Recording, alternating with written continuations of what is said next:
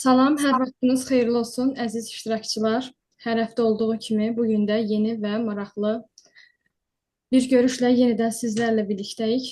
Bugünkü görüşümüzün mövzusu sadəcə oxumaq deyil, nə oxumaq önəmlidir. Bildiyiniz kimi kitab oxumaq insanın inkişafında böyük rol oynayır. Amma bəzən əsas məsələ sadəcə oxumaq deyil, düzgün, doğru kitabları seçmək və onlardan düzgün faydalanmaqdır. Elə məhz bugünkü görüşümüzün də qonağı bu mövzuya toxunacaq. Bugünkü qonağımız Qədim Qala Nəşriyyatının direktoru, hörmətli Şöhrət İxtiyaroğlu. Xoş gəldiniz Şöhrət müəllim. Salam, axşamınız xeyir olsun. Mən də hamınızı salamlayıram. Xoş gördük Leyla xanım və bütün izləyiciləri də bir daha salamlayıram.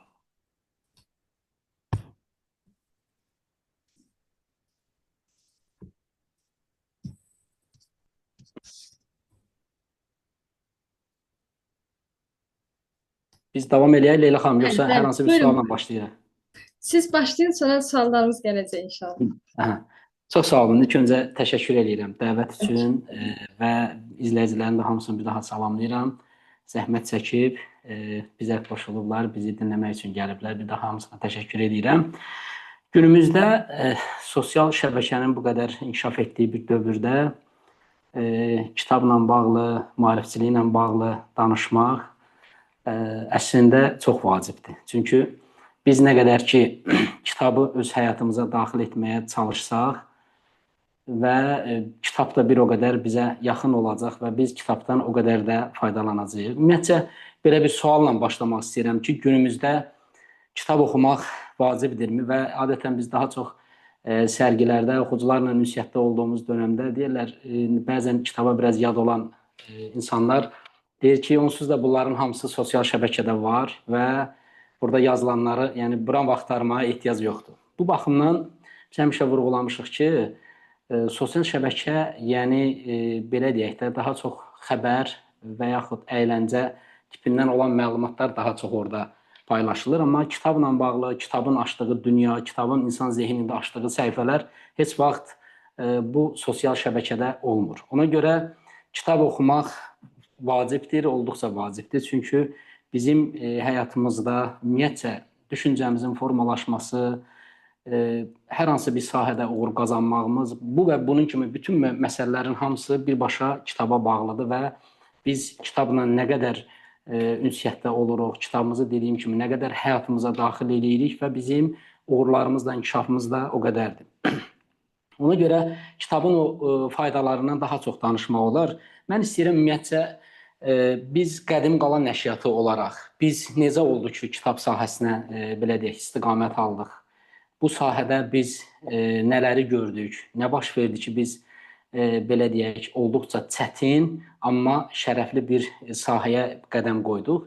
Qədim Qala Nəşriyyatı 2011-ci ilin avqust ayının 1-də rəsmi dövlət qeydiyyatından keçib və biz elə o dövrdən bizim bu kitab sənayesindəki o boşluğu gördük. Oradakı biz qonşu ölkələrdən kitablar sifariş verirdik. O kitabların istər məzmun baxımından, istər estetik baxımından və onun o gözəlliyi, özəlliyi həmişə bizim diqqət mərkəzimizdə olub və biz düşünmüşük ki, bu gözəlliyi niyə bizim oxucular da məhz ana dilimizdə demək oxumasın. Bu səbəbdən belə bir nəşriyyatı, Qədim Qala Nəşriyyatı təsis elədik və bir yola çıxdıq. Dediyim kimi, olduqca 2011-ci ildə bu yol çox çətin idi, məşəqqətli idi. Çünki o qədər oxucu yox idi və kitab mağazalarının sayı o qədər deyildi. Deyək ki, kitaba tələbat o qədər deyildi ki, biz bu sahəyə həm bir yatırım elədik, həm də ki, dediyimiz kimi də o ağrını hiss eləyirdik. Və ilk gündən də hədəfimiz dəyişməz olaraq qalıb, sadəcə oxumaq deyil, nə oxumaq önəmlidir və önəmli və faydalı kitabları dilimizə qazandırmaq, Azərbaycan oxucusuna qazandırmaq və dünyada baş verən, kitab sənayesində baş verən hadisələrdən birbaşa öz, belə deyək də, oxucularımızı məlumatlandırmaqdır.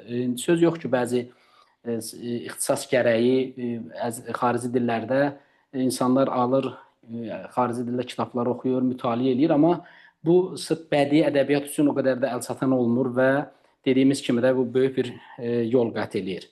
Bu baxımdan biz elə hədəfimiz dediyimiz kimi dəyişməz olur qalır. Biz daha faydalı bildiyimiz kitabları dilimizə qazandırmağa çalışmışıq. Bununla bərabər biz nəşriyyat olaraq fərqli layihələr həyata keçirmişik, sosial layihələr həyata keçirmişik.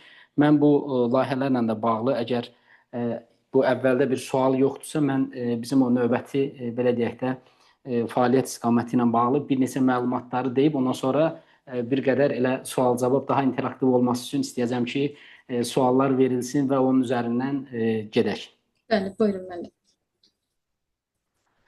Demək, dediyimiz kimi biz daha çox düşünürdük ki, psixoloji kitabların bir qədər əl çatmazlığı var idi, əl çatan deyildi. Bu səbəbdən biz daha çox psixoloji, fəlsəfi, elmi, populyar ədəbiyyatlar nəşr elədik. Eyni zamanda şəxsi inkişaf kitabları da biz nəşr elədik. Biz demək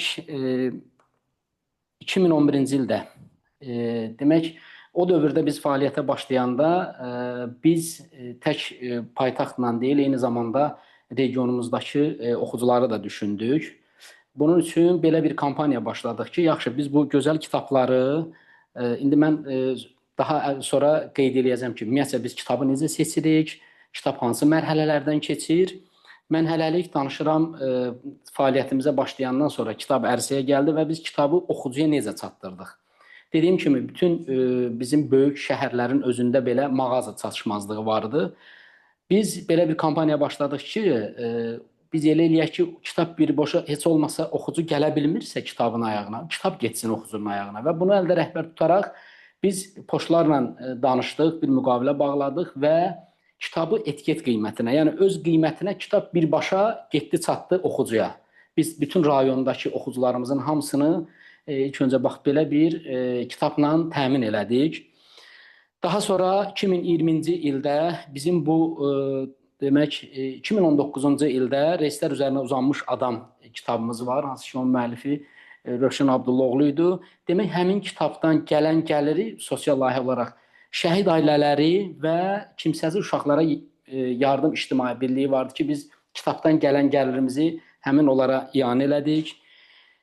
Daha sonra demək 2020-ci ildə zəfər tariximizlə bağlı nəşriyyat öz çap elədiyi kitablardan 2020 ədəd kitabı şəhid ailələrinə, qazilərimizə hədiyyə elədik. Elə həmin ildə 2020-ci ildə Amerikada beynəlxalq müsabiqədə həmin kitab, Reyslər üzərinə uzanmış adam kitabı qızıl medalla təltif olundu və bu da Azərbaycan üçün, ümumiyyətlə Azərbaycan ədəbiyyatı üçün böyük bir hadisədir deyə düşünürəm. Daha sonra biz bir qədər də fəaliyyət istiqamətimizi genişləndirdik və Azərbaycanda aktiv fəaliyyət göstərən nəşriyyatlar bir araya gəldik və bir nəşriyyatlar birliyi təsis elədik ki, biz kitablarımızı daha çox oxucuya çatdıraq. Hətta regionumuzda biz daha əvvəl poçtla göndərirdik və biz o müddət ərzində bəzi regionumuzda bəzi kitab mağazaları da açıldı ki, biz artıq onlarla da əməkdaşlıq elədik, amma biz nəşriyyatlar olaraq düşündük ki, necə eləyək ki, daha çox əlçatan eləyək də hazırda kitabları və nəşriyyatlar bir araya gələrək Azərbaycan Nəşriyyatları Assosiasiyası təsis olundu və Qədimqala Nəşriyyatı da orada idarə heyətində təmsil olundu və hazırda da orada idarə heyətindəyik, eyni zamanda da maliyyə şöbəsinə rəhbərlik eləyirik. Və bununla da biz demək olar ki, ölkəmizin böyük, regionumuzun böyük şəhərlərində, demək Lənkəranda, Gəncədə, ondan sonra Mingəçevirdə, Sumqayıtda, Xırdalanda, Naxçıvanda və böyük kitab sərgiləri, dəfələrlə kitab sərgiləri keçirdik ki, bu da birbaşa kitabı dediyimiz kimi oxucuya çatdırmaq demək məqsədi daşıyırdı. Daha sonra biz Qədimqala olaraq da bütün o sərgilərdə də daha aktiv iştirak eləyir. Hətta bir neçə sərginin də kuratorluğunu məhz Qədimqala Nəşriyyatı öz üzərinə götürmüşdü. 2004-2005-ci ildə Elm və Təhsil Nazirliyi ilə qrant müsabiqəsi ki vardı, özünü kəşf et, özünə inan və özünü kəşf et layihəsi çərçivəsində 2 il ardarda yazıcısı Rövşən Abdullaoğlu ilə birgə Qədimqala Nəşriyyatı birgə bir layihə həyata keçirdik və o layihə çərçivəsində Üzləşmə adlı kitabımız ərsəyə gəldi. Bu kitabda 8, 9, 10-cu və 11-ci siniflər üçün bir əlavə dərs vəsaiti kimi daha çox psixoloji, o yeniyetmələrin o keçid dövründə aid olan bir kitab demək nəşr olundu. Layihə pilot regionumuzda, pilot rayonlarda demək keçirildi və o həmin o məktəbin uşaqlarına tədris edildi. Daha sonra bizim demək hazırda kitablarımız tək ölkəmizdə deyil. Artıq kitab var ki, 30 dəfə, 35 dəfə təkrar nəşr olunub və kitablarımız artıq ölkədə deyil, ölkə kənarında da artıq kitablarımız dünyaya çıxılır. Hətta bu şəhərdə kimsə yoxdur. Romanımız isə ki, müəllif Rövşən Abdullaoğludur. Bu kitabda 20-yə yaxın dilə dediyimiz kimi tərcümə olunub. Daha sonra bizim ANAİB, yəni Azərbaycan Nəşriyyatları Assosiasiyasının layihəsi çərçivəsində ki, biz regionda kitab sərgiləri keçirdik və orada artıq bir marafon da başladıq. Biz düşündük ki, belə deyək də, oxuyan meyil indi daha çox gileylənirlər, amma əslində hazırda oxuyan maraq, ümumiyyətcə kitabçılıq sənayesi daha əvvəlki illərə nisbətdə inkişaf edib və etməkdədir. Bu baxımdan biz düşündük ki, necə eləyək ki, daha çox həvəsləndirək oxucunu. Məhz bu baxımdan 8-12 yaşlı arası uşaqlar üçün oxu marafonu və hətta orada pul mükafatı qoyduq. Birinci yerin qalibinə 1000 manat, ikinci yerin qalibinə 500, üçüncü yerin qalibinə də 300 manat pul mükafatı demək təqdim elədik. Daha sonra bunu müəllimlər üçün elədik və burada da daha çox deyəndə əsas yerli müəllifləri seçirdik, kitabları seçilirdi. Deyək ki, bir 7-8 müəllifin kitabları seçilir, hansı ki o yaş kateqoriyasına uyğun olan kitablar seçilir və o oxuculara təqdim olunur.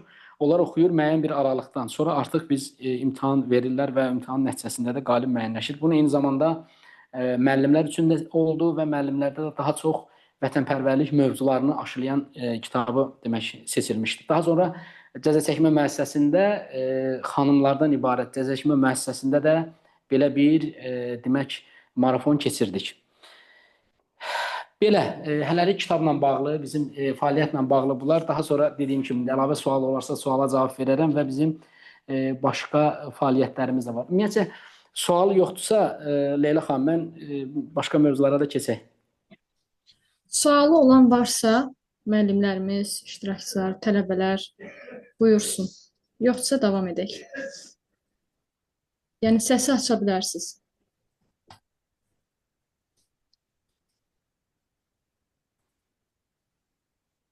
Buyurun müəllim, istəyirsiniz davam edək, sonra sonda alarıq. Davam edək.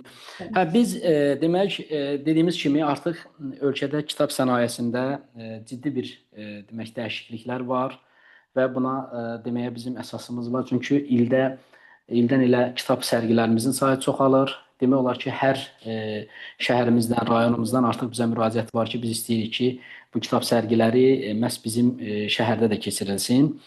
Və onda qeyd edeyim ki, artıq 5-ci dəfə demək Azərbaycan Nəşriyyatları Assosiasiyası layihəsi çərçivəsində 5-ci dəfə Uşaq Kitab Festivalı demək keçiririk. Bu il də keçirəcəyik may ayında və burada demək daha əvvəl kitab daxılları paylanılır məktəblərdə uşaqlara. Onlar sərginin vaxtına qədər öz daxıllarını demək pulla doldururlar və özləri üçün gəlib öz seçdikləri, bəyəndikləri müəllifin kitablarını alırlar. Və bir də istəyirəm ki, yəqin ki, sual olacaq bununla bağlı. Bir də ümumiyyətcə kitab necə ərsəyə gəlir? Bəzən oxucu sadəcə kitabı ələ alanda düşünür ki, artıq bir kitab dünyaya gəlib və bir kitab artıq deyək ki, nəşr olunub.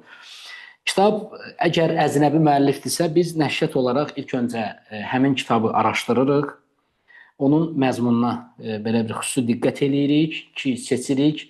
Bu kitab bizim ümumiyyətcə düşüncələrimizə, ölkəmizə, Azərbaycan oxucusuna nə qədər faydalıdır, nə qədər yararlıdır və bunu müəyyən edəndən sonra artıq keçirik həmin kitabın müəllif hüquqları hər hansı bir agentlikdəsə onunla, olmasa birbaşa müəlliflə danışıqlar aparıb kitabın müəllif hüquqlarını alırıq. Ondan sonraki mərhələ kitabın peşəkar tərcüməsi məsələsidir ki, bu da ən azından bir 3, 4, bəzən 5 ay belə vaxt alır. O prosesdən sonra artıq kitab texniki məsələlər gəlir, redaktiyası olur, korrekti olur. Ondan sonra kitab əgər illüstrasiyaları varsa, rəsmi və s. qapaq yığılır və ondan sonra artıq kitab göndərilir mətbəəyə, nəşrə göndərilir. Ondan sonra artıq kitab nəşr olunur və gəlir nəşriyyata. Ondan sonra da nəşriyyat artıq mağazalara və kitab sərgilərində artıq kitabı təqdim eləyir. Ondan sonraki mərhələ bu kitabla olan görüşlərdir. Biz çalışırıq ki, mütəmadi o kitabların müzakirəsi qoyulsun, kitablar oxunsun, müzakirə olsun. Müzakirədən söz düşmüşkən bizim Qədim Qala Nəşriyyatı olaraq da Kitabla Olaq adlı bir layihəmiz var. Və mən onda qeyd edeyim ki, biz elə fəaliyyətə başladığımız dönəmdən demək olar ki, elə bizlə ilk yol yoldaşımız müəllif olaraq Rövşən Abdullaoğlu olub. Onunla birlikdə biz demək olar ki, ölkənin bütün təhsil ocaqlarının hamısında olmuşuq. Orada maarifləndirici görüşlər keçirilib, eyni zamanda təlim verilib və daha çox kitab oxu bu sahəyə bir təşviq olunub. Kitabla Olaq layihəmiz ötən ilin sonlarından start verdi və biz orada da istənilən müəssisə ilə anlaşırıq, danışırıq, müzakirə aparılır və biz kitabımızı həmin müəssisəyə təqdim edirik. Onlar əməkdaşları oxuyur, oxuyandan sonra onlar öz aralarında bir yüngül müzakirə keçirilir və daha sonra nəşriyyatı və müəllifi dəvət edirlər. Biz o kitabın orada müzakirəsini qoyuruq, keçiririk və bu da düşünürük ki, birbaşa kitabın insan həyatına daxil olmasına, ümumiyyətlə kitabçılığın inkişafına bir töhfə vermiş oluruq. Belə, Leyla xanım, sual varsa buyuraq, yoxdursa... Sualı olan zəhmət olmasa əl qaldırsın. Bir sual veriblər, çatda yazılar. Şöhrət müəllim, sizin nəşriyyatdan münasib qiymətə satış üçün kitab almaq mümkündürmü? Belə bir sual ünvanlanıb. Şöhrət müəllim, eşidirsiniz? Leyla xanım? Eşidirsiniz məni? Bəli, eşidirəm. Bir sual ünvanlanıb. Şöhrət müəllim, Buyurun. sizin nəşriyyatdan münasib qiymətə satış üçün kitab almaq mümkündürmü?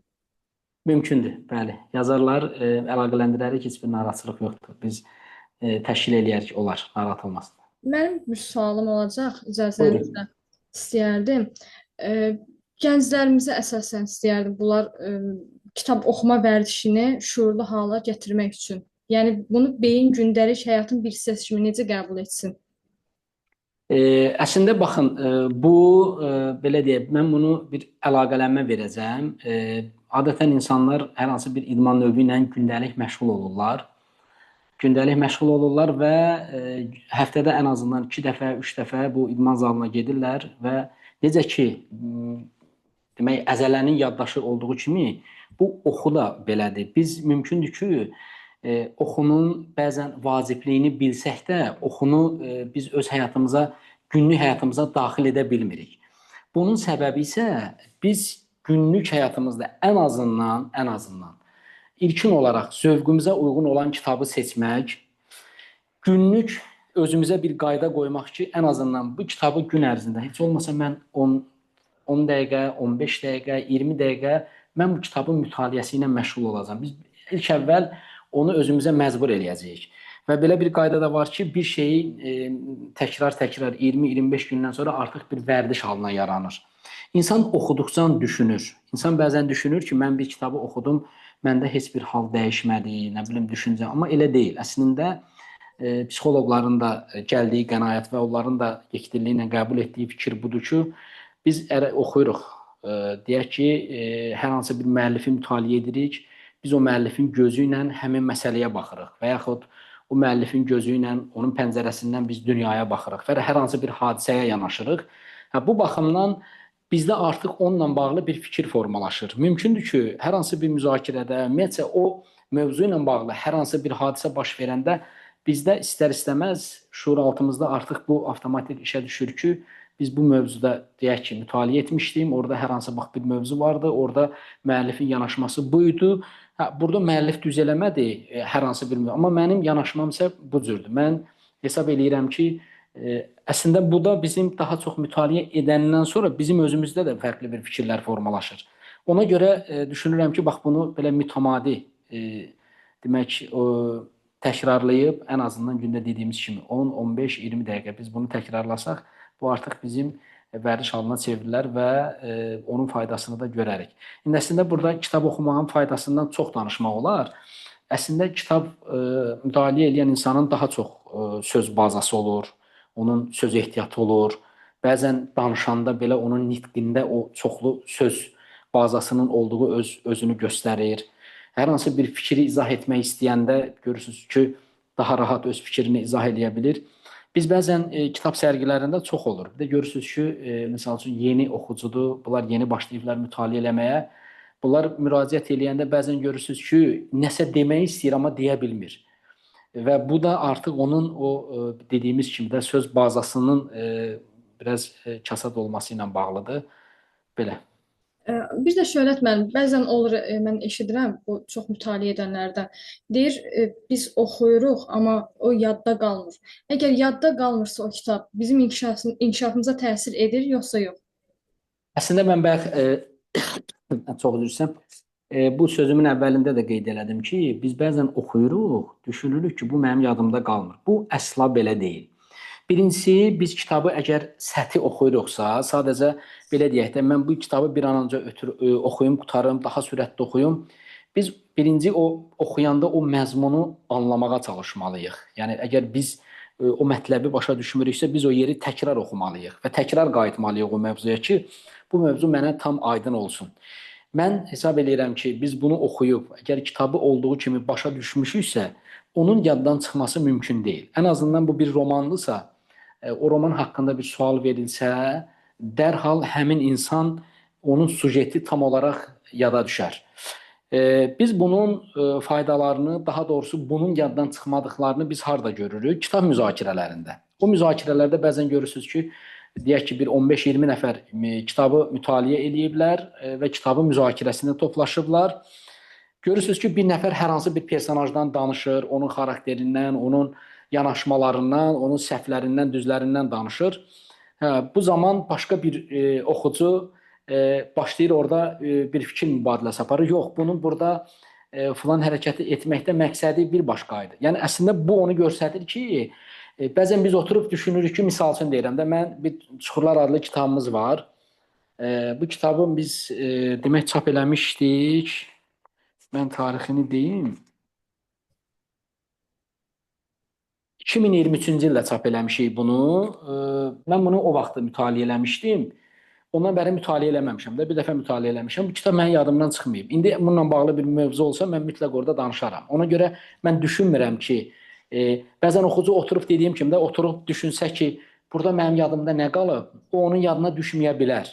Və yaxud hər hansı bir hadisə var, hər hansı bir mövzu var, o mövzu ilə bağlı onun özünün həyatında, özünün qarşılaşdığı bir məqam olmayanda o kitab yada düşməyə bilər. Ona görə qətiyyən narahat olmasınlar və dediyim kimi daha dəqiq, daha diqqətlə, hətta lazımdır. Onu çox faydalı ədəbiyyat, çox faydalı kitab hesab edirsə, onu təkrar oxumaqda fayda var. Çox sağ olun. İstərdim Günel müəlliməyə sözü verim. Müəllimlərin Tərəqqi platformasının təsisçisi. Salam, axşamınız xeyir olsun. Salam, Dəyərli salam. Şöhrət müəllim, dəyərli belə deyim, görüş iştirakçıları, hər birinizi xoş gördük. Burada müəllimlərimiz var, tələbələrimiz var. Sizə sonsuz təşəkkürümü bildirirəm Şöhrət müəllim. Çox diqqətlə dinlədim.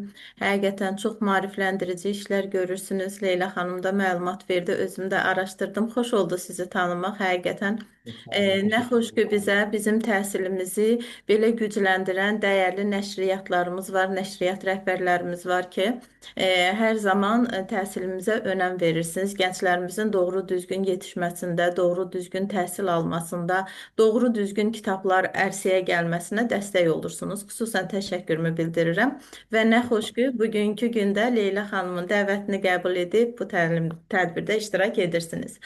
Leyla xanım yəqin bizim haqqımızda məlumat verib, Müəllimlər Tərəqqi platforması olaraq. Bizdə ən çox müəllimlərdir. Leyla xanımın platformasında isə tələbələrdir.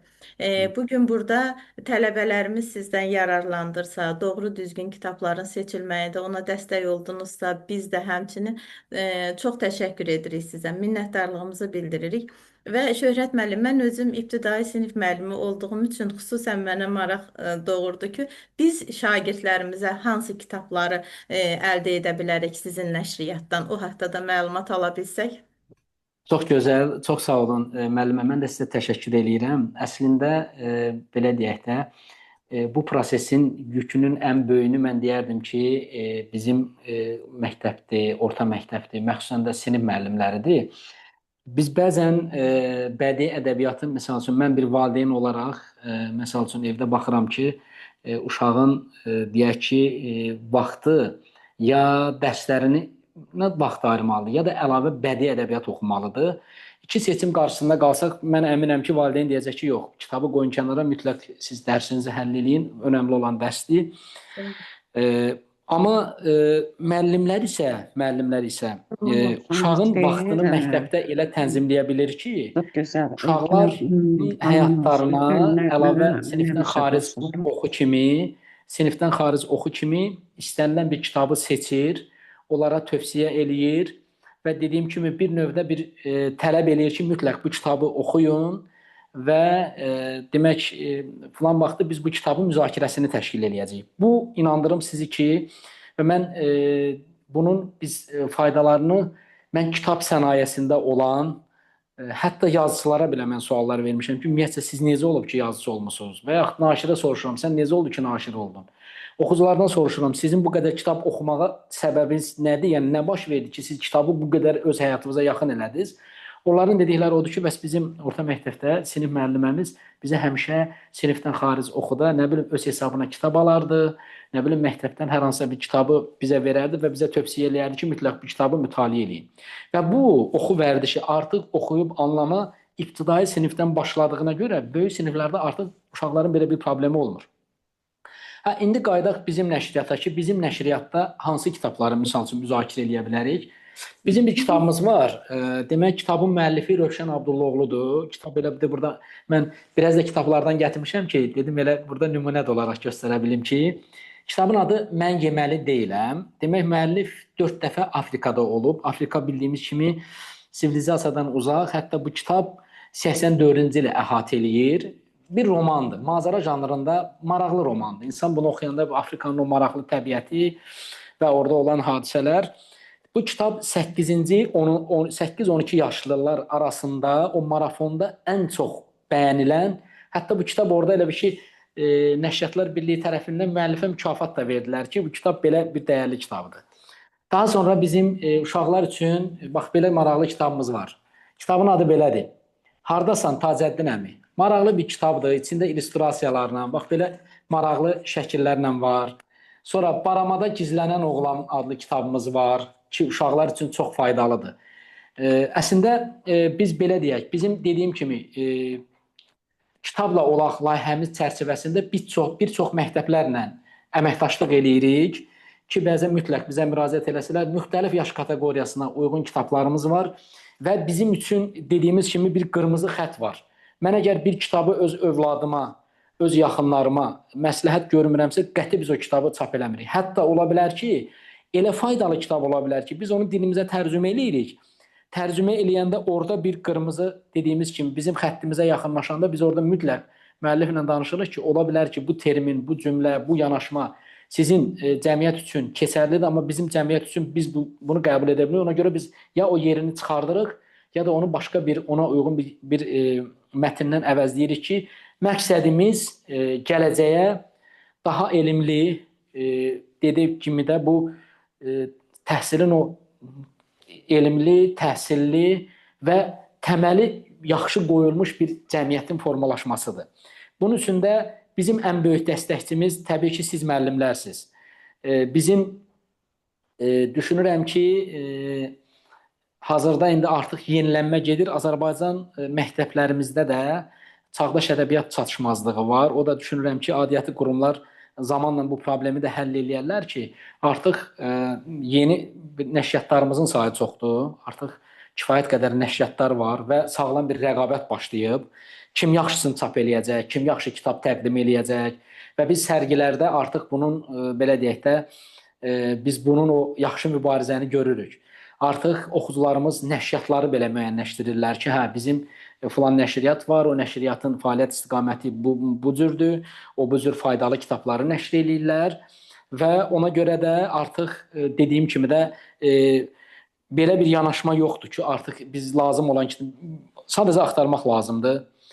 Müraciət edirsiniz bizə, bizdə olacaq, bizdən olacaq, olmayacaq, biz bir başqasını tövsiyə eləyəcəyik. Biz heç vaxt bizə müraciət eləyəni nə əli boş, nə də ki, o belə deyək də kitabsız qoymarıq.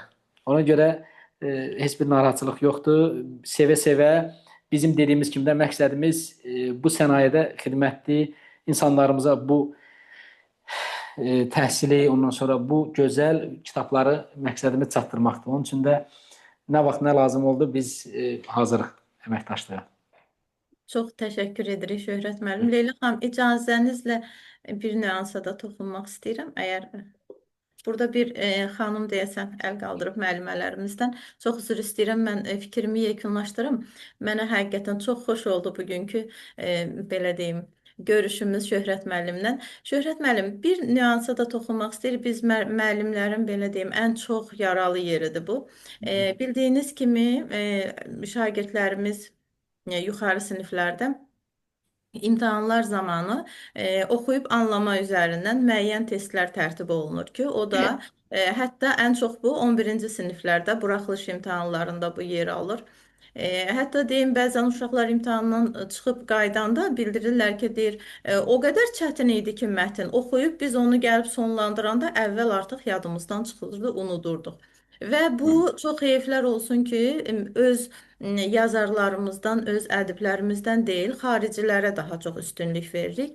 Və biz müəllim olaraq bir çağırış, bütün təlimlərimizdə bunu səsləndiririk. Bir çağırış kimi elə sizin kimi dəyərli naşirlərimiz, yazarlarımız lazım idi ki, bizə onlarla bir görüşək və bu necə bunların öhdəsindən gələ bilərik? Olmazmı ki, biz öz sizin kimi dəyərli yazıçılarımız olsun, şairlərimiz olsun, özün əsərlərimizi övladlarımıza, şagirdlərimizə daha yaxın edək, onları bu imtahanlarda, yəni ki, belə deyim, imtahan suallarına onları salaq, əsərlərinizi, sizin əsərlərinizi. Necə bunun öhdəsindən gələk, necə edək? Bunun öhdəsindən necə gələk? Bu yaxınlarda Azərbaycan Nəşriyyatları Assosiasiyası demək bir forum keçirildi. Burada məxsusən məqsəd oxumaq və anlamaq məsələsi idi.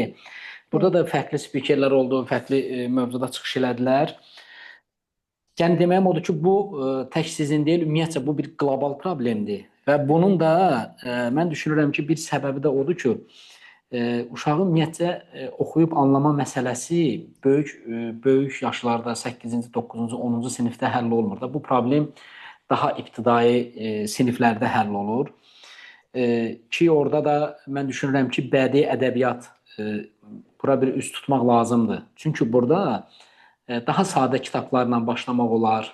Biz belə deyək, elə tövsiyə edə bilərik ki, sadə kitablarla başlayıb yavaş-yavaş artıq mətni, daha dərin mətni oxutmaq olar və bir də o müzakirələrdə mütləq o oxuyanlar mütləq öz fikirlərini bəzən olur yarımçıq olur, bəzən olur tam olur, bəzən olur elə şagird var ki, kitabı oxuyub, yaxşı mənimsəyib, amma onun çatdırmaqda belə bir problem yaşayır.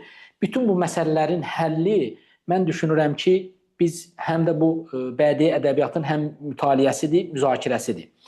Ondan əlavə mən sizə bayaq bizim bu Elm və Təhsil Nazirliyi ilə birgə Üzləşmə adlı bir kitabın adını çəkdim.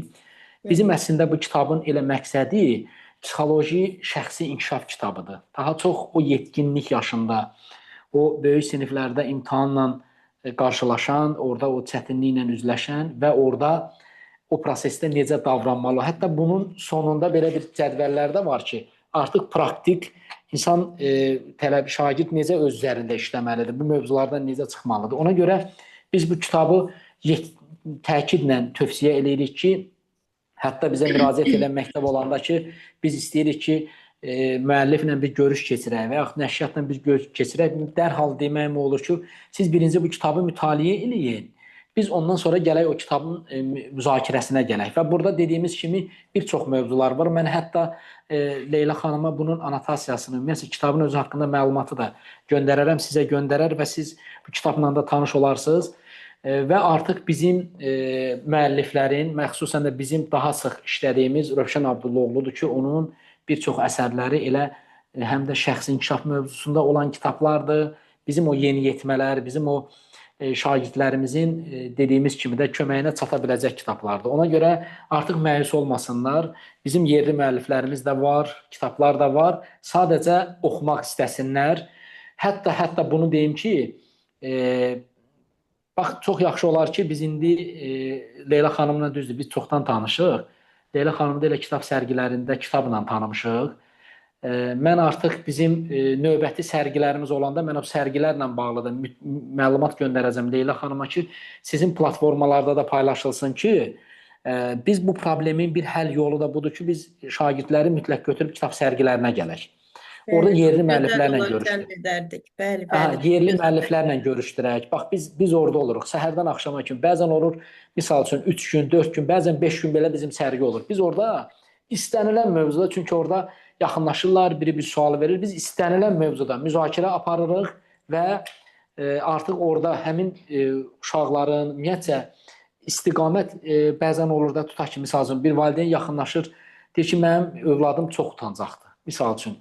Mən istəyirəm ki, bunun o problemini həll eləyəm. Bunun üçün nə tövsiyə edirsiniz? Siz təsəvvür edin ki, ölkənin bütün kitabı oradadır.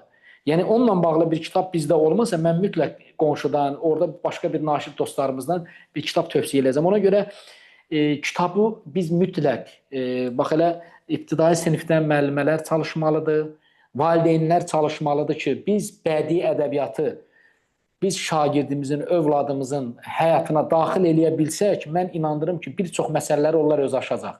Onlar özünü inkişaf elətdirəcək. Məsələn, onlar düşünür ki, hətta biz demək bir universitetdə idik, Rövşən müəllimlə bir təlimdə idik. Təlimin adı Arxadakı körpüləri yandırın adı. Orada bir ikinci kurs tələbəsi vardı. Sual verdi, suala cavab vermədi. Müəllif özü danışdırmaq istəyir də, bəzən auditoriyanın ki, interaktiv olsun. Sual verdi, tələbə danışmadı. Dedi ki, yaxşı, durun özünüz bir sual verin. Onu da eləmədi. Dedi, onu da gəlin belə eləyək. Siz bir dənə oradan çıxın, gəlin durun auditoriyanın qarşısında, mən sizə bir kitab hədiyyə eləyəcəm. Və həmin tələbə oradan çıxdı, gəldi, durdu səhnədə auditoriyanın qarşısında, bir salam verdi, o bir alqışını aldı, daha sonra da bir kitab ona hədiyyə elədi. Burada məqsəd, artıq o, belə deyək də, bəzən o qorxular var da, elə qorxu demişim, bizim qorxular kitabımızda var, onunla bağlı da maraqlı. İnsan bəzən o qorxuların üstünə getməlidir. Yəni, qorxu dediyimiz, mən əgər bir təşviş varsa məndə və yaxud bir cəmiyyət içərisində hər hansı bir fikir səsləndirməkdə bir mənim çatışmazlığım varsa, mən artıq bunları bəzən onun üstünə gedə-gedə, bəzən danışacam, düz olacaq, yox, qoy bir dəfə səhv danışım və bununla praktik bu problemlərin hamısını həll eləmək mümkündür. Ona görə yenə deyirəm, yəni biz dönüb dolaşıb yenə təkidlə tövsiyə elədiyimiz odur ki, mütləq biz kitabı həyatımıza daxil eləməliyik və o kitabın artıq faydalarını biz özümüz. İndi, bax, Leyla xanım bayaq dedi ki, bəs sual verirlər ki, ümumiyyətlə, kitabı oxuduq, yadımızda qalmadı. Mümkündür ki, misal üçün deyirəm, 200 səhifəli kitabın bütün mövzuları mənim yadımda qalmasın. Bir də onu qeyd edeyim ki, bəzən diqqətli oxucular kitabı oxuyarkən paralel qeydlər də aparır. Ya kitabın özündə qeydlər aparır, ya kitabın özündə qeydlər aparır, yəni əlavə bir dəftər tutur, artıq o kitabdan olan xülasəni o dəftərdə qeyd eləyir və onunla da mənimsəmiş olur. Çox sağ olun. Çox təşəkkür edirəm ətraflı məlumatınız üçün. Uğurlar arzu edirəm sizə Şöhrət müəllim. Minnətdaram. Çox sağ olun, var olun. Təşəkkür edirəm. Sualı Çox sağ olun, qaldıran var. Samsung yazdı adı. İstəyirsiniz səsi açın, buyurun. Səsində də deyə bilər, ya da Leyla xanım siz də oxuya bilərsiniz sualı. Axşamınız xeyir. Yazmayın, qaldırın. Buyurun, buyurun. Salam, axşamınız xeyir. Bağışlayın, telefonu dəyişmişim. Yadımdan çıxıb orada adımı qeyd eləmək. Məlahət müəllimə də həmişə qoşuluram sizin təlimlərə. Günel müəllimənin təliminə qoşulmamaq qeyri-mümkündür. Hətta bizim bütün kollektivimizi məlumatlandırmışdıq, qoşulurlar. Mövzumuz bu dəfə də çox gözəldir. Çox təşəkkür edirəm. Mən də o barədə sual vermək istəyirəm.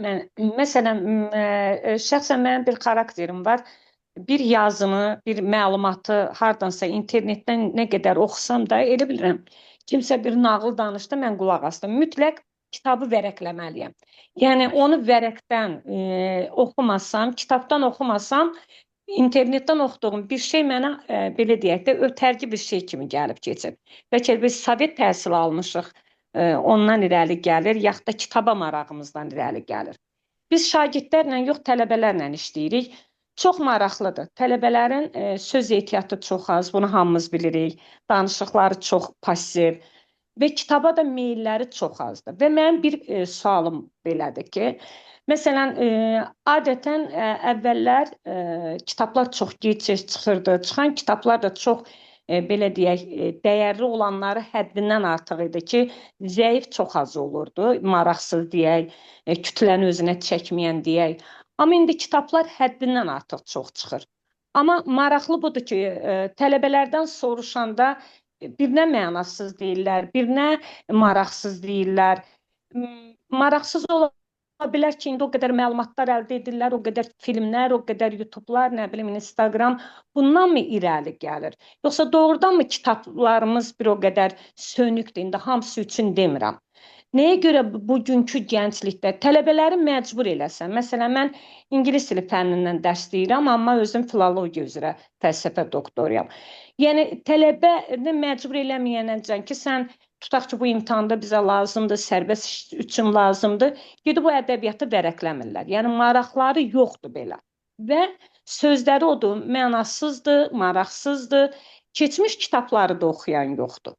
Çox maraqlı budur ki, təklif edirsən ki, klassiklərdən filan kəsin kitabını oxu, orada çox maraqlı nələrsə var. Bugün gəncliyimiz niyə bu qədər kitabdan uzaqlaşıb? Bunun mənası nədən irəli gəlir? Uşaqları cəlb eləməyən nədir? Yəni, gəncliyi kitaba cəlb eləməyən nədir? Nə maneə var? Maraqsızlıq mı var? Çoxluq mu var? O, bəzən bir şey çox olanda onun dəyəri detir. Bundan mı irəli gəlir? Gündə bir kitab vərəqləyirsən, doğrudan mən yenə də deyirəm, bəlkə də biraz kobud səslənər, üzr istəyirəm, hamısı üçün demirəm. Yəni, doğrudan elə bilirsiniz ki, say artırmaq üçün də kitablarımız çoxdur. Ona görə mi belə maraqdan düşür bugünkü gündə bizim gəncliyimiz, kitabdan bu qədər qaçaqdılar, məcbur olmayana qədər əlavə bir ədəbiyyat vərəqləmirlər. O da qiymət xatirinə, imtahan xatirinə, indi mən müəlliməyəm deyəm, bu cür deyirəm. Yəni, gördüyüm şərait budur, belə demək istəyirəm. Çox yəni, sağ olun, məcbur... müəllimə. Təşəkkür edirəm. Çox ağırlı və çox, belə deyək də, dəqiq bir təsbitdir. Əslində, baxın, bizim sosial şəbəkə erasıdır və biz hər şeyin, misal üçün, mən o çıxışın əvvəlində dedim ki, adətən gəlirlər sərgiyə, deyirlər ki, misal üçün, bu kitab deyir, bu nə var ya, bu kitab sosial şəbəkədə var. Nə bilim, mən bunun haqqında, tutaq ki, misal üçün deyirəm də, bir kitabın mövzusu, deyək ki, ailə dəyərləridir. O girir ChatGPT-yə, girir, dərhal yazır, ailə dəyərləri haqqında qısa və konkret bir neçə dənə cümlə, bunun üçün aydın olur ki, hə, ailə dəyərləri bundan ibarətdir. Amma bu bir. İkinci mühüm məsələ, biz biraz krip cəmiyyətinə çevrilmişik də, çünki bizim proseslər hamısı o qədər ətrafımızdakı hadisələr o qədər sürətli baş verir ki, və biz də bir şeyin nəticəsini daha tez əldə eləmək istəyirik. Misal üçün, kitab oxuyuram, istəyirəm dərhal onun sonluğuna çatam. Nə bilim, hər hansı bir, misal üçün deyirəm, nəsə əldə eləmək istəyirəm, onun üçün bir müəyyən zəhmət çəkməliyəm, müəyyən bir yol qət eləməliyəm, bu yola səbr eləmirəm. Və bütün bunlar hamısı hər şeyin indi və burada daha tez əldə olunma, nəticəni daha tez əldə eləyək düşüncəsidir. Bu bir. Bu bir. İkinci mühüm məsələ, düşünürəm ki, bəzən kitab bələdçisinin olmamasıdır. Misal üçün deyirəm, biz giririk bir kitab mağazasına, kitab mağazasında minlərlə kitab var. İndi mən düşünürəm ki, mən buradan görəsən öz kitabımı necə seçim? Bu halda mən yaxınlaşmalıyam bir bələdçiyə. Mən ona görə müəlliməyə dedim ki, mütləq şagirdləri götürüb sərgiyə gəlmək lazımdır. Düzdür, sizdə artıq tələbədir, tələbənin əlindən tutub gətirmək olmur. Yəqin ki, bizi dinləyən tələbələr var, o tələbələr bunu bilməlidir ki, deyir, bəzən insan həyatını dəyişmək üçün, ümumiyyətcə insana lazım olan bəzən 10-15 adda kitabdır ki, o kitabları biz tapıb oxusaq, biz artıq öz həyatımızı dəyişmiş olacaq. Amma biz o 10-15 kitabı tapmaq üçün biz tonlarla kitablar oxumalıyıq. Biz həm də bir oxuduqca artıq təsbit eləyirik. Biz nə etməliyik? Biz onun üçün mütləq məsləhət almalıyıq. Kitab oxuyandan, ətrafımızdakı müəllimlərdən bir növ istiqamət almalıyıq. Biz elə kör-körana gedib hər hansı bir kitabı götürüb oxuyub, onun üçün mənasız ola bilər. Misal üçün deyirəm, biri özünü inkişaf elətdirmək istəyir, bunun üçün şəxsi inkişaf kitablarına üz tutur və bizim şəxsi inkişaf kitablarımız var ki, onlarca, minlərcə insan ki var, onlar bizə yazır ki, mən həyatımın dönüş nöqtəsi oldu bu kitab. Mən elə bir zamanda bu kitab mənim dərdimə dəydi ki, mən artıq öz həyatımı belə dəyişmişəm. Bu nağıl deyil. Yəni bunun 2011-ci ildən fəaliyyət göstərən, artıq bu kitabı dərindən duyan, kitabı bir bələdçisi olan bir nəşriyyatın nümayəndəsi kimi, bir nəşriyyat kimi deyirəm. Ona görə bələdçi mütləqdir. Bu bir. İkincisi, hər kitabı da oxumaq olmaz. Yəni biz hər kitabı oxusaq bizim ömrümüz yetməz. Ona görə biz burada seçici davranmalıyıq. Əgər özümüzün o cür seçmə imkanımız yoxdursa, mütləqdir ki, bələdçilərdən istifadə etməliyik. Bu da bir məsələ. İkinci, daha çox bax mən ona görə təkid elədim ki, mütləq biz ibtidai sinifdən müəllim olaraq, valideyn olaraq, cəmiyyət olaraq o formalaşma oradan başlayır. Mən düşünürəm ki, o sinifdən, o yaşdan kitabla mütaliə edib, kitabla böyüyən bir uşaq artıq gəlib o tələbəlik dövründə kitaba maraqsız deməyəcək, kitaba uğursuz deməyəcək. Bu da bir məsələ. Qaldı kitabın çox olması məsələsi. Biz nəşriyyat olaraq heç vaxt faydasız bir kitab nəşr eləmirik. Bir də bir məsələni də deyim ki, müəllimə, kitab prosesi belə deyil. Misal üçün deyirəm, mən indi qərar verirəm ki, Baramada Gizlənən Oğlan adlı bir kitab var, biz bunu çap eləyək. Mən bunun qərarını verəndən 5, 6, 7, bəzən 1 il sonra bu kitab ərsəyə gəlir. Yəni deməyim odur ki, bəzən olur ki, bir nəşriyyatın eyni anda 4-5 dənə kitabı çıxır. Bu da artıq dediyimiz kimi də böyük bir proses olduğundan çox üzr istəyirəm. Böyük bir proses olduğundan bax məsələ belə olur.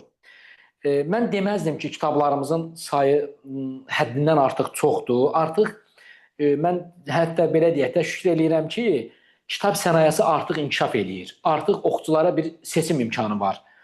Biri var ki, misal üçün deyirəm də, bir də müəllimə düşünürəm, o Sovet dövründə bizim ancaq kitab oxuma kimi əlavə bir demək vaxt ayıracağımız bir kitab oxumaqdır. İndi bunun sosial şəbəkələri var, bunun demək iqraları var. Yəni bizim vaxtımızı, zamanımızı oğrayan şeylərin sayı həddindən artıq çoxdur deyə biz bəzən misal üçün hansısa bir iqranı oynamaq daha komfortludur. Nəinki oturub bir kitabı oxumaq. O tələbə, o şagird, o şəxs misal üçün iqranı oynayır, dərhal orada bir nəticə olur, nə bilim, mərhələni keçir, sevinir, ona nə bilim bir şirinliklərcə bir kupon göndərirlər və bu özündə bir özgüvən yaranır. Amma düşünmür ki, bu iqranın mənə o qədər də xeyri yoxdur. Bunun paralelində mən oturub bir kitab mütaliə eləsəm, o kitabın mənə nə qədər demək xeyri olar və yaxud ixtisasımla bağlı mən istənilən kitabı mütaliə etməməliyəm. Dediyim kimi, burada mütləqdir ki, seçici davranmaq lazımdır və bir də ki, işin orası da var ki, bəli, kitab sayları çoxdur, çoxalıb. Yəni, əvvəlki illərə nisbətdə daha çox kitab nəşr olunur. Bu kitabların içində, bəli, faydasız kitablar da var, dəyərsiz kitablar da var. Ona görə oxucuların hamısını, ümumiyyətcə, kitaba oxumaq istəyən, kitaba meyil eləmək istəyən insanlara mütləq o əvvəldə nə gəldi vermək olmaz. Ona görə mütləq o kitab bələdçisi ona demək məsləhətli öz tövsiyəsini verməlidir ki, o oxucunu itirməyək. Bəzən mən bax bir məsələni də deyim. Demək mən inandırım sizi ki, biz fəaliyyətimizin o əvvəllərində biz regionlarda da, ondan sonra Bakının kəndlərində də biz görüşlər keçirirdik. Bu yaxınlarda bizim Avrasiya Universiteti ilə Kitab Lab layihəmiz var. Onlarla birgə memorandum imzalamışıq. İldə 2-3 dəfə universitetin özündə kitab sərgisi keçiririk. Sırf nəşriyyat gedir ora. Orada olduğumuz dönəmdə bir də gördüm, bir tələbə yaxınlaşdı. Salam Şöhrət müəllim. Dedim, salam. Tanış gəldi mənə. Dedi, məni tanıdınız. Biraz fikirləşdim, dedim, bəli, mən sizi tanıdım. Siz bir neçə il bundan qabaq bizim o üzləşmə layihəmiz çərçivəsində biz Qəbələnin bir kəndində, səhv eləmirəmsə Tültül kəndi idi. O kənddə şagirdlərlə layihə çərçivəsində görüşümüz vardı və siz filan kitabı oxuyub onun haqqında bizə video da göndərmişdiniz. Artıq o şagird universitet tələbəsi olub və o yenə yaxınlaşdı kitablara. Kitablarla ümumi bir ünsiyyətimiz oldu. Sonra öz kitabını aldı və apardı kitabını müəllifinə imzalatdı. İndi deməyim odur ki, bax, bu dediyim məsələlərin hamısı rol oynayır. Ona görə hər kitabı da oxumaq olmaz. Mümkündür ki, mənim üçün maraqlı olan bir kitab, mənim maraq dairəmdə olan bir kitab hansısa bir başqa oxucu üçün maraqlı olmaya bilər. Ona görə mütləq kitab bələdçisindən də belə deyək də faydalanmaq lazımdır. Çox sağ olun, çox təşəkkür edirəm. Allah verdi və Nurida xanım söz istəyib. Zəhmət olmasa buyurun. Buyurun. Sualı var deyəsin. Salam, hər vaxtınız xeyir. Mənim Salam, sualım salam. iki dənə olacaq. Biri ibtidai Buyurun. sinif müəlliməsiyəm mən də. Bu Tamam. birinci sinifdən dördüncü sinifə kimi olan kitablarımızda xarici siz dediyiniz kimi müəlliflərin belə deyək ki, mövzuları yer alır. Mən çox istəyərdim ki, Azərbaycan ədəbiyyatının şöhrətli, yəni nümunələrindən ola o mövzular. Yəni adlarını da bilmirlər. Uşaqlar heç onların adlarını da belə deyərsək tələffüz eləyə bilmirlər. Oradakı rus adları da olur bəzən. Yəni olmazdımı ki, məsəl üçün siz kitab müəllifləri kimi bu işlə siz də bir müəllif kimi müraciət eləyəsiniz ki, yəni ki, bu düzəliş eləsinlər. Ən azından uşaqlarımız üçün faydalı olar. Azərbaycan ədəbiyyatının nümunələrindən, Azərbaycan yazıçılarını tanımağında daha yaxşı rol oynayar. Böyüyəndə də bilərlər ki, hansı müəlliflərin əsərlərindən bu nümunə göstərilibdir. Bu birinci sualım. İkinci sualım isə özüm barəmdəndir. Mən də kitablar oxuyuram. Mən də kitab oxuyanam. Yəni demək olar ki, həftəyə 2-3 dənə kitab oxuyuram. Sadəcə olaraq bir dənə bir məsələ var ki, məndə müəlliflərin adları, bir də oradan bir-iki stat yadımda saxlamaq istəyirəmsə, hansısa nəsə söz alanda onlardan stat götürəm, verəm. O mənim yadımda qalmır. Nə də ki, adları yadımda qalmır. Mən onu necə eləyə bilərəm ki, həm adlar, həm də statlar mənim yadımda qalsın. Ən böyük problem budur. Kitab çox oxuyuram, amma adlar yadımda qalmır. Bu da ikinci. Birinci məsələ mən düşünürəm ki, Azərbaycan, yəni məxsusən də klassiklərin Azərbaycan ədəbiyyatında onların müəyyən məzmununu keçir. Sırf onun əsərləri də artıq bizim nəşriyyatlarda, dediyim kimi, nəşriyyatlarımızın sayı çoxalıb. Demək olar ki, hamısını silsilə nəşr olunur. Yəni, biz kitab sərgilərinə gəlsək, mütləq orada istədiyimiz kitabları tapacağıq. Bu ikinci məsələ. Qaldız, biz nəşriyyat olaraq, misal üçün, burada bir kitab var, Tina Valesdir adı, xarici müəllifdir. Senior evdə yoxamı stikerləridir. Bax, belə maraqlı bir kitabdır. Demək, bir balaca qızcığazın bir qonşusu ilə stikerlə məktublaşmasından gedir. İçində də bax, belə sarı rəngdə qəşəng stikerləri var. Biz dediyiniz sizin o adlardır, ondan sonra məkanlardır və bəzi şeylər var ki, onlar az yaşlılar üçün çətin olur. Biz maksimum çalışırıq ki, elə kitab seçək ki, qəliz olmasın. Həm maarifləndirici olsun, həm məlumat verici olsun və o uşağın həyatına bir təsir eləsin, onun düşüncəsinə, onun yanaşmasına təsir eləsin. Həm də ki, dili də rəvan olsun və mükəmməl tərcümə olsun. Yəni, biz bu problemləri xarici kitabları alanda, dilimizə tərcümə eləyəndə biz artıq bu problemi həll eləmiş oluruq. Bir də bir məsələni deyim, elə mən Leyla xanımla, elə müəllimədən də xahiş eləyəcəm ki, mənim əlaqə nömrəmi paylaşın müəllimlər qrupunda da. Hansı müəllim, hansı mövzuda nə istəsə, mənim də inandırım sizi ki, belə deyək də, indi hər fərdin özünün bir, belə deyək də, bir ömrü var. Bu ömrümüz çərçivəsində də daha faydalı olmağa çalışırıq. Məqsədimiz budur ki, bizim körpələrimiz, bizim balalarımız gələcəkdə artıq bizim o uşaqlığımız, dövrümüz biraz o Sovetlər dilində o müharibə dövrünə düşdü. Biz bir qədər kitablarla bu qədər iç-içə ola bilmədik. Kitablar bizə bu qədər yaxın ola bilmədi.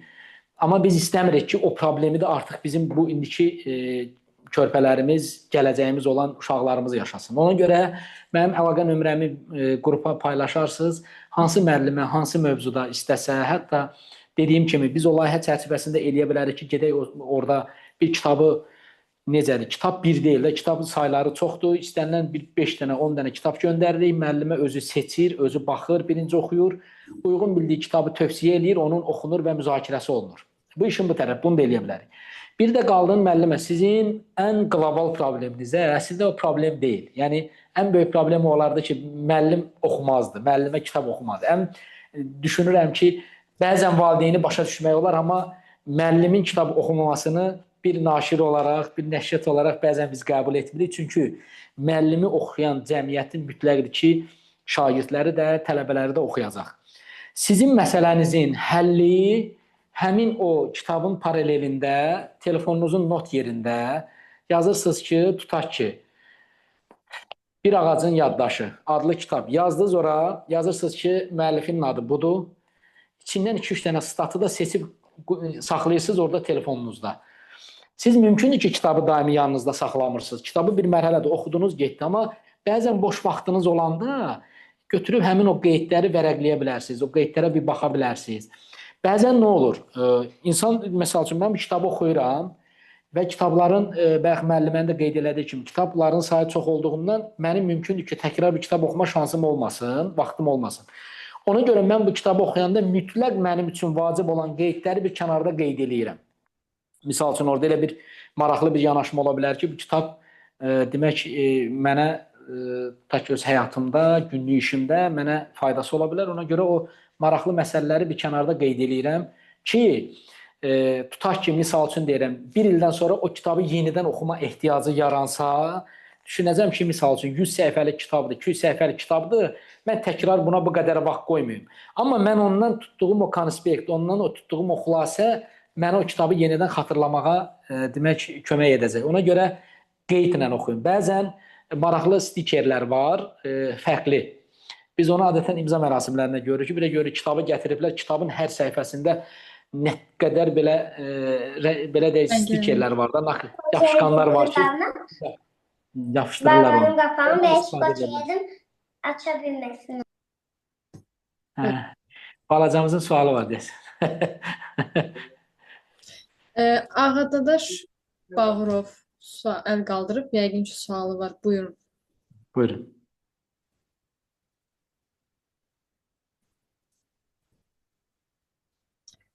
Ağadadaş bəy, buradasınız?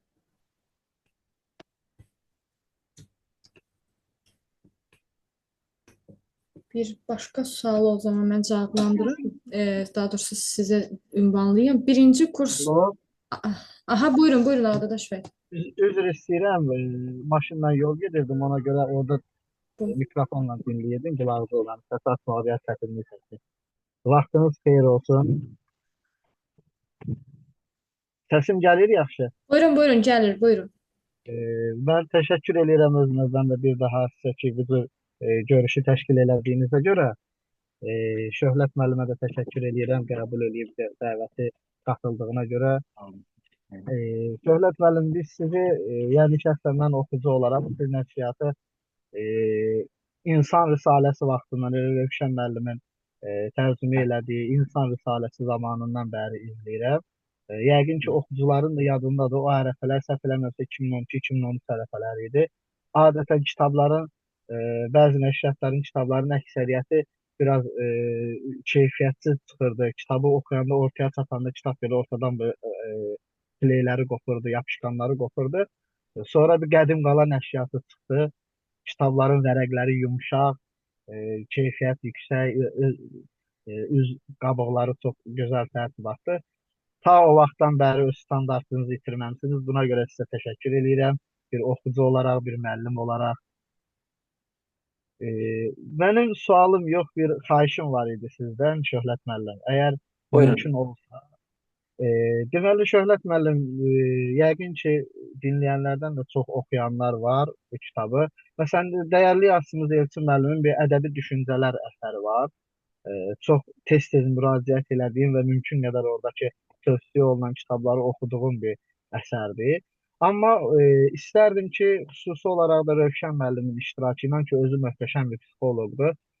Müxtəlif yaş kateqoriyalarına aid bayaq qeyd elədiyiniz o kitab bələdçisi olaraq bir kitab tərtib olunsa, məsələn, orada da yaş tövsiyələri, məsələn, 6-10 yaş arası uşaqların oxuyacağı, məsələn, mümkünsə 10 kitab, 20 kitab, təbii ki, orada kitabın çərçivəsinin imkan verdiyi qədər və xırda bir annotasiyası, kitab nəydən bəhs eləyir, müxtəlif yaş kateqoriyalarına belə tövsiyə eləyən, çağırış eləyən bir kitab bələdçisi olaraq, belə deyək də, özü kitab olan bir kitab bələdçisi tərtib bölümə imkanı olsa, mümkün olsa, çox əla olar. Çünki mən özüm də müəllim olaraq, mən kimya-biologiya müəllimiyəm, yuxarı siniflərə tədris verirəm.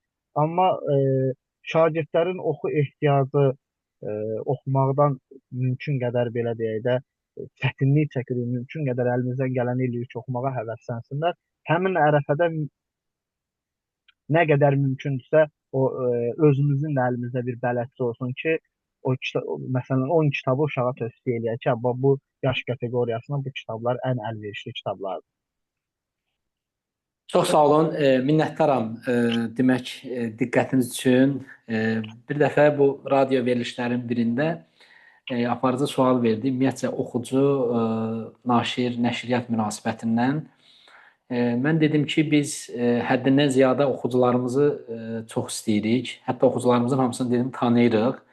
Ola bilər ki, adı yox, amma biz sərgilərdə mütləq görüşürük və biz oxucularımızı həddindən artıq dəyərləndiririk. Çünki bizim nəşriyyat olaraq var olmağımız həmin o oxucuların bizə olan diqqətindən, bizim kitablara olan marağındandır.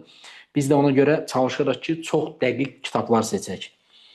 Dediyimiz kimi də zamanımız o qədər deyil ki, faydasız kitab nəşr eləyək. Nə bizim strategiyamıza uyğundur, nə də ki, düşünürəm ki, oxucularımızın da o qədər vaxt olmayacaq ki, həm də o boş kitablar əslində cəmiyyətə oxucu qazandırmır.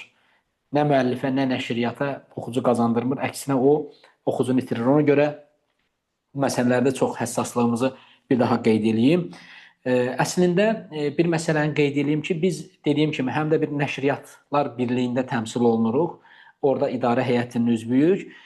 Biz orada böyük bütün nəşriyyatların hamısından sorğu alıb böyük bir hardasa bir 100 kitab, oxunulması vacib olan 100 kitab adlı belə bir demək sorğu vermişik.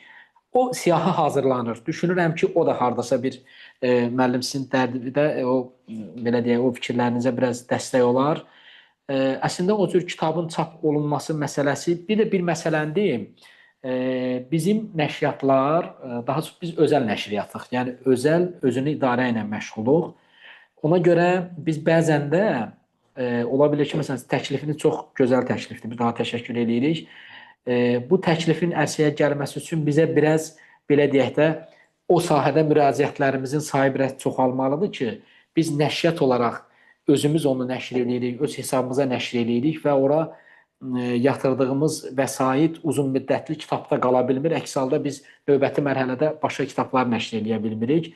Ona görə düşünürük ki, biraz da o sahədə deyək tələbat çoxalarsa, bu haqda mütləq düşünməyə dəyər. Bəlkə də Rövşən müəllim düşünüb, nəsə indi bu arada görüşəndə Rövşən müəllimlə də bir fikir alarıq ki, bununla bağlı nəsə bir fikri varsa bizə bölüşər. Sizdən xahiş eləyəcəm ki, bizim əlaqə nömrəni götürün, ayrıca bir o təklifinizi mənə göndərin. Biz inşallah bir daha onun üzərində bir düşünərik, görək, nə edirik? İnşallah. Təşəkkür edirəm diqqətinizə görə. Çox sağ olun, var olun. Çox sağ olun Ardadaş bəy. Mən nömrəni qeyd edəcəm birazdan. Kimin nə sözü olsa, nömrə Şöhrət müəllimlə əlaqə nömrəsini istəyən olsa, mənə yazsın, mən yönləndirəcəm.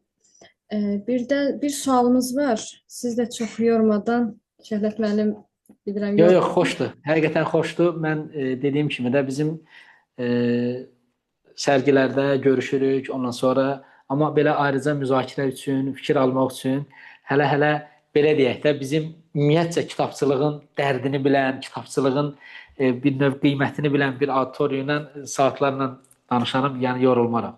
Ona görə heç qəti narahatçılığı yoxdur. Minnətdarıq. Məlikə xanım Kərimova bir sual ünvanlayıb. Birinci kurs Azərbaycan dili və ədəbiyyat müəllimliyi ixtisasında oxuyan tələbələrə hansı kitabları məsləhət görürsünüz?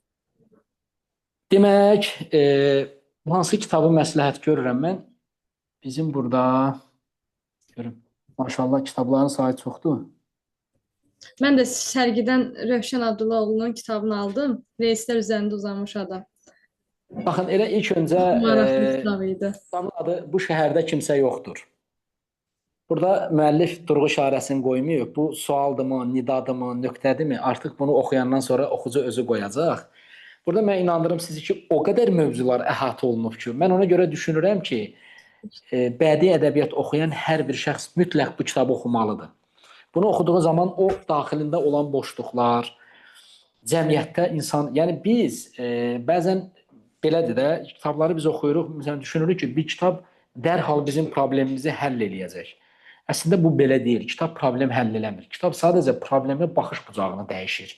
Yəni mən tutaq ki, misal üçün deyirəm, hər hansı bir problem var, hər hansı bir narahatçılıq var və yaxud hər hansı bir mövzu var. Mənim baxdığım tərəfdən bu problemli görsənir və mən bu problemi aşmayacağam. Amma fərqli rakurslardan baxanda mövzuya, o zaman bizim məsələyə münasibətimiz dəyişir. Ona görə deyərdim ki, bu şəhərdə kimsə yoxdur, oxusunlar. Bizdə kitab var, daha güclüsən. Bu, daxili insanın potensialını üzə çıxardan bir möhtəşəm bir əsərdir. Sonra daha məsələn maraqlı bir kitabımız var, Zehninə hökm et. Yəni konsentrasiya olmaq. Biz necə hədəflənək, biz necə fokuslanaq mövzuya. Bəzən olur ki, insan burada, o misal üçün deyirəm, hesab edin ki, bir auditoriyadayıq, 2 nəfər orada söhbət edir, bir nəfər də burada işlə məşğul olur və yaxud kitab mı oxuyur, nəsə fərqli bir işlə məşğuldur. Orada müzakirə gedir, dərhal buradakı o məsələyə münasibət bildirir. Bu göstərir ki, bu insan əlində məşğul olduğu işə fokuslanmayıb. Və bizim çoxlu, deyərdim ki, əksəriyyətinin diqqət yayınıqlığı var. Bəzən biz bir kitabı, bir işlə məşğul oluruq, fikrimiz sayrışır, fikrimiz başqa yerdədir. Ona görə Zehninə hökm et kitabı və bu seriyadan kitablarımız çoxdur. Məxsusən tələbələr üçün bacararsan, uğura aparan uğursuzluq. İçində çox maraqlı mövzular var. Bax, bunu tövsiyə eləyərdim. Çətin olsa da həyat davam edir kitabın tövsiyə eləyərdim. Ondan sonra hər bir insan hökmdardır. Psixoloji bir kitabdır. İnsanın, yenə deyirəm də, insan ən ali varlıqdır. Bu varlığın inkişafı da bəzən öz əlindədir. İnsan faydalı kitabları mütaliə etməklə, faydalı insanlarla münasibət, dostluq qurmaqla, faydalı insanların ətrafında olmaqla özü də düşünürəm ki, çox daha yaxşı həm inkişaf edər, həm də özü də faydalı olmağa çalışar.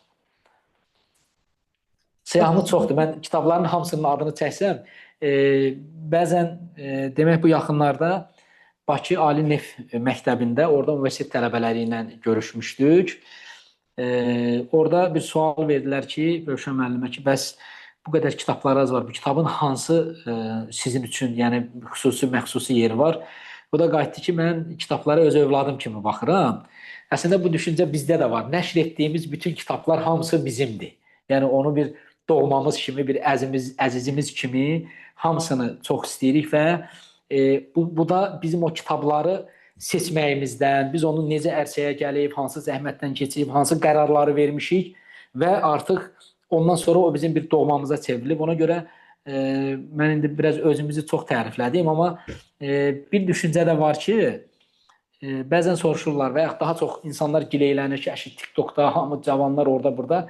Mən də deyirəm ki, nə qədər ki faydalı şeylər gəlib günümüzdə aktuallığını qazanmayacaq və o faydalı şeyləri də düşünürəm ki, bəzən biz təvazökarlıq eləyirik, öz o faydalı işlərimizi təbliğ etmirik, nə bilim, təmsil etmirik. O zaman da həmin o yerləri gəlib o lazımsız şeylər, bu boşluqları dolduracaq və faydalı işlər heç vaxt göz önünə çıxmayacaq. Ona görə elə fürsət tapmışkən həm özümüzü tərifləyirik, həm də kitabları tərifləyirik. Məncə tərifə hər şey göz qabağındadır, belə deyək. Çox sağ olun, təşəkkür edirəm. Tanıyıram, həqiqətən bayaq da qeyd etdiniz, sərgilərdən tanıyıram. Həm kitablara, gənclərə yəni göstərdiyiniz o qayğı, kitablarda yəni bayağı bir endirimlər də edirsiniz. Mən də yararlanmışdım oradan. Çox təşəkkür edirəm öz adıma. Bu arada onu da deyim ki, bizim 2 dənə mühüm məsələ var. Qoyun onun birini deyim. 8 martla bağlı bizim bütün kitablarımıza endirim var. Ona görə elə fürsətdən istifadə edib, bu arada sabah da artıq 8 martdır, elə bütün xanımların hamısını təbrik edirəm və onlara həmişə əziz olmağı arzulayıram. Çünki onlar bizim həyatımızda olmasa biz böyük bir boşluq yaşayarıq və heç vaxt onlarsız bir gün arzulamırıq özümüz. Ona görə var olun, bir daha hamınızı təbrik edirəm. Elə bu münasibətlə də kitablarımıza yaxşı endirim demək əldə edəm, daha doğrusu endirim qoymuşuq. Bir də bizim üzləşmə 2-ci forumumuz olacaq. Bu kitabın adından ilhamlanıb artıq bir forum keçirmişik. Bununla bağlı 2-ci forumumuz olacaq. Forum 26 apreldə saat 10:30-da Avropa Azərbaycan Məktəbində olacaq. 3 dəyərli spikerimiz var. Onlardan biri demək Cəmilə xanımdır, uzman psixoloqdur. Biri Elias Bornak, klinik psixoloqdur. Bir də yazıcı psixoloq Rövşən Abdullaoğludur. 4-5 saatlıq möhtəşəm bir proqramımız var, üzləşmə. Mövzumuz insan məna axtarışında. Yəni maraqlıdır ki, insan ümumiyyətcə həyatda nə axtarır? İnsanın axtardığı nədir? O məna hardadır? O yaxındadırmı, uzaqdadırmı, özümüzdədirmi, yoxsa bir hardansa biz onu tapmalıyıq? Bu mövzuda bir müzakirəmiz var. Elə orada da biz dünən bir video çəkmişik. Orada da bir çağırış eləmişik ki, bəzən tək gül yox bu 8 Martda, həm də insanlara bir fərqli demək, elm, maarif dolu, maarifləndirici və gözəl bir təlimə bilet də hədiyyə eləyə bilərlər. Biletləri də ki, etiketdən əldə eləyə bilərlər. Ona görə xanımlardan hamısından belə ki, ricamız odur ki, fürsətli sabah bəylərinin hamısından dediyimiz kimi həmin o forma bilet tələb eləsinlər. İnşallah. Həm də kitablarımıza endirim var. Kitabdan da bizim 055 404 31 32 nömrədir. Onu da Leyla xanım, mən sizə göndərərəm, onu da qeyd edərsiniz. Sifariş verə bilərlər. İndi ola bilər ki, sabah bazar günü sifariş həmən çatdırılmasın, amma növbəti həftənin birinci, ikinci gününə qəşəng bağlama ilə hədiyyəlik çatdırılma da var. Bir sözü də deyim ki, kitabı sevdirmək üçün əlimizdə nə gəlir eləyirik ki, yetər ki, insanlar kitab sevsin, kitab oxusun. Sağ olun. Söz istəyən var, sualı olan var. Buyurun, səs açın. Adı yazılmıyor. Samsung SM62. Buyurun.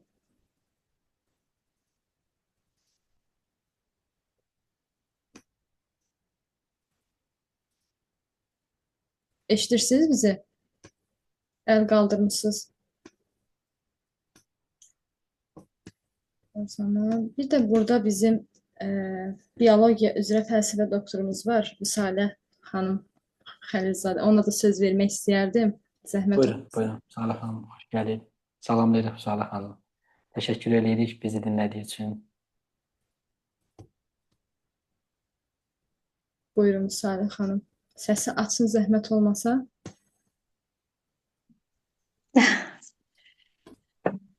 Hər birinizi bir daha salamlayıram. Axşamınız xeyir olsun. Leyla, gözəl qızım, sənə ilk öncə təşəkkür edirəm bu gözəl görüşü təşkil elədiyin üçün. Çox sağ ol. Təşəkkür edirəm qatıldığınız üçün. Dəvətin üçün mən də sənə təşəkkür edirəm, gözəl qızım. Şöhrət bəy, sizə çox təşəkkür edirəm gözəl məlumat verdiyiniz üçün. Mən sizə bir sualım olacaqdı, amma çıxışınızdan demək olar ki, o sualıma cavab tapdım. Mən soruşmaq istəyirdim ki, yaş kateqoriyası, hansı yaş kateqoriyalarda sizdə kitablar nəşr olunur? Amma belə ki, məlum oldu, həm ibtidai sinif şagirdlər üçün, həm orta məktəb şagirdlər üçün, həm də gənclər üçün və orta yaşlı nəsil üçün də sizdə kitablar nəşr olunur. Çox maraqlı oldu. Yəni ki, o sualıma cavab tapdım sizin çıxışınızdan. Dolğun məlumat üçün çox təşəkkür eləyirəm və sizin kitablarınızı necə əldə eləmək olar, onu da öyrənmək istəyərdim. Çox sağ olun müəllimim. Mən sizə təşəkkür eləyirəm. Tam səmimi deyim ki, biz elm adamları biz bilirik ki, fəaliyyələr olur, amma bəzən bədii ədəbiyyat bu düşünürəm ki, yəni hamı həyatında olmalıdır. Hamı bu mövzu ilə hər kəs məşğul olmalıdır. Yəni bir kitab tək bir naşirin və yaxud bir müəllifin məhsulu deyil. Bu informasiya, bu kitab daha maarifli bir cəmiyyətin formalaşması üçün hər kəsin təbliğ edəcəyi bir məfhumdur deyə düşünürəm. Ona görə mən sizə təşəkkür edirəm ki, belə bir mövzulara siz də bir xüsusi diqqət ayırmısınız. Bir də bilmək istəyirdim, üzr istəyirəm, sözünüzü kəsdim. Mən Sovetlər dövründə, bəxsi də qeyd edirəm, Sovetlər dövründə bizdə məktəb, mən oxumuşam 86-96-cı illərdə orta məktəbi. Bizim vaxtımızda bir fən var idi, Niklasna çiçeniya. Yəni sinifdən xaric oxu dərsi var idi. Orada müəllim bizə kitab deyirdi, mövzu deyirdi. Biz o kitabı oxuyurduq və ya hər hansı bir uşaq hansı kitabı xoşladırsa oxuyurdu və o kitab haqqında bizə məlumat verirdi və maraq oyadırdı digər sinif yoldaşlarına ki, bu kitabı oxumaq lazım. Yəni o fənin yenidən qayıtmasını indiki bizim müasir dövrümüzdə orta məktəblərdə o fənin yenidən qayıtmağını çox istərdim, amma təəssüf ki, o fən indi tədris olunmur, amma bizim vaxtımızda çox gözəl fən idi. Yəni ki, ancaq sırf dərsə odaqlanırlar. Yəni o da lazımdır, sözsüz. Amma bu Vniklas sinifdən xaric fən çox yaxşı bir fən idi. Uşaqlar bədii ədəbiyyata daha çox meyl göstərirdilər. İndiki uşaqlarda o yoxdur, çox Amma təəssüflər. tamamilə doğrudur müəllimə. Demək biz açığı bu boşluğu biz elə fəaliyyətə başlayan dönəmlərdən biz hiss edirik ki, burada bir ciddi boşluq var. Düzdür, mən 83 təvəllüdlüyəm, 83-cü ildə dünyaya, siz o vaxtları 39 təvəllüdüm. kitabları siz o zaman mənim yaşımdan bəri biz elə bir ki 2011-ci ildə nəşriyyat olaraq fəaliyyətə başlamışıq. Biz o dövrdən də o boşluğu görürük və hətta hər fürsətdə, hər çıxışımızda, hər bir müzakirə olan kimi biz dərhal o mövzunu gündəm eləyirik ki, birincisi məktəb kitabxanaları zənginləşməlidir. Biz dedik ki, kitablarımızın sayı çoxalır, nəşriyyatların sayı çoxalır və orta məktəb kitabxanası mütləq zənginləşməlidir. Artıq Təhsil Nazirliyi müəyyən mənada başlayıb bu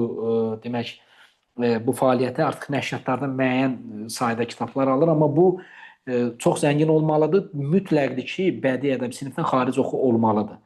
Yəni bu olmazsa, dediyimiz kimi bizim misal üçün hər hansı bir fəndə özünü inkişaf yoxdur, özünü kəşf etmək. Misal üçün mən deyirəm ki, bizim burada kitab var, üzləşmə. Üzləşmə özünü dərk etmək üçündür. İnsan ümumiyyətcə oturub, özü ilə bir oturur, bir vargər eləyir ki, mən kiməm, nə bilirəm, bildiklərim nədir, bilmədiklərim nədir. Hər hansı bir mövzu açılır, o mövzuya münasibətini öyrənir və sonunda öz üçün bir qeydlər aparır və özünü kəşf eləyir. Bu müasir dövrün tələbləridir ki, insan mütləq, yəni biz hər şeyşünas ola bilmərik də, bütün istiqamətlərlə məşğul. Biz ümumiyyətcə öz istedadımızı, öz belə deyək, düşüncəmizi, öz IQ-muzu biz müəyyənləşdirməliyik ki, biz istiqamətimiz nədir, biz nələri bilirik. Bunu da müəyyənləşdirmək üçün bədii ədəbiyyatın rolu əvəzsizdir. Özünü ifadə eləmək. Misal üçün deyirəm, bizə hətta çox deyirlər ki, bəzi böyük şirkətlər var ki, biz onlar müxtəlif görüşlərimiz olur. Bu yaxınlarda da bir biznes konsalting şirkəti vardı ki, hardasa bir 100-ə yaxın əməkdaşı ilə bir görüş keçirdi. Orada onlar daha çox işə götürən, mütəxəssis yetişdirən və belə bir şirkətdir. Orada da daha çox deyir ki, gəlir CV zəngindir, amma özünü ifadə yoxdur. Bəzən deyir, biz buna deyirik ki, götür bir mətin yaz, hər hansı bir mövzunu belə deyək də öz düşüncənlə bir qələmə al, bir fikir yaz, nə bilim hər hansı bir xırda bir esse yaz, deyir, bununla baxırsan ki, artıq o bildiyini təqdim etmə problemi var. Bunun da ən böyük problemi dediyimiz kimi də bu sinifdən xaric oxu, bu bədii ədəbiyyatla vargərin olmamasıdır. Bu ciddi məsələdir. Ona görədir. Bir də müəllimə bir məsələni də deyim ki, bizim hətta ancaq lap belə deyək də yaşlı nəsil üçün də, bütün kateqoriyalar üçün, bütün oxu insanlarımız üçün, hamısı üçün kitablarımız var. Mən bir kitabı da deyim ki, bunun dediyim kimi Leyla xanım, bizim çox xahiş edirəm, əlaqə nömrəsini siz paylaşın. Bizdə çatdırılma da mövcuddur.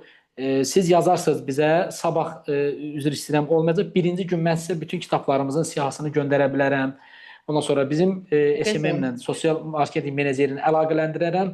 Sizə kitabları göndərərlər, haqqında məlumat göndərərlər və istədiyiniz kitabı seçərsiniz. Çatdırma xidmətimiz də var ki, biz kitabı çatdırarıq. Bir kitabımız da var, Koramal adlı bir kitab var. Məxsusən 1-ci Qarabağ savaşından bəhs eləyir. Bizim 2-ci Qarabağ müharibəsində ki, qalibiyyətimiz, zəfərimiz, bəzən belə bir düşüncə vardı ki, biz 1-ci Qarabağda uduzmuşuq. Əslində 1-ci Qarabağ müharibəsində bizim əliyalın, sücayətli insanlarımız, analarımız, bacılarımız orada böyük qəhrəmanlıq göstəriblər. Bu kitabımızda məhz ondan bəhs edir. 1-ci Qarabağ müharibəsindəki qalibiyyətimizdir, mən deyərdim, məğlubiyyət deməzdim. Çünki orada bir də kitabın adı Koramaldır. Nə baş verdi ki, Koramal həm məqsəd məramın kor olması, həm də Koramal ilan mənasında. Sovetlər Birliyində biz ermənilər, biz əfqanlara qarşı döyüşmüşük. Daha sonra biz ermənilərlə bizim müharibəmiz olub və bunun kimi mövzuları özündə əhatə edən yaxşı bir tarixi romanımız da var ki, düşünürəm ki, müəllimə üçün də maraqlı olar. Ona görə heç bir narahatçılıq yoxdur. Dediyim kimi, məqsədimiz insanlarımıza bu gözəllikdə kitabları təqdim etməkdir. Kimin nə sualı olsa, nə olsa mənə yazın.